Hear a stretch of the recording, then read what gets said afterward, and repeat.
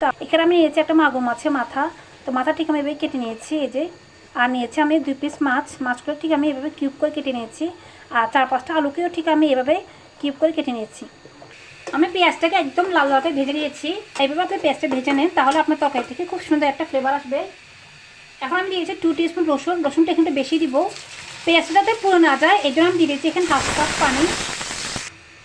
এখানে দিয়ে দিচ্ছি 1/2 টিস্পুন হলুদ গুঁড়ো, 1 টিস্পুন মরিচ গুঁড়ো আর 1/2 টিস্পুন ধনিয়া গুঁড়ো দিয়ে মশলা খুব ভালো কষিয়ে নেব। মশলাগুলো খুব ভালো কষানো হয়েছে। এবার সবগুলো আলু আর মাছটা দিয়ে দিচ্ছি, দিয়ে খুব ভালো করে নেড়ে দিব। আমি তেলের মধ্যে খুব ভালো করে এলে কষিয়ে নিয়েছি। এখন ঠিক 2 কাপ পানি দিয়ে দিচ্ছি। তো রান্না শেষে আমি আবার ফিরে আসছি, ততক্ষণ আমার সাথে থাকুন। আর মাছের চচ্চড়ি অলমোস্ট ডান। ঠিক বাসা আপনি এবার ট্রাই করবেন, অবশ্যই সবার খুব ভালো লাগবে। আর সবাই অবশ্যই আমাকে সাপোর্ট করবেন, লাইক এন্ড শেয়ার করবেন।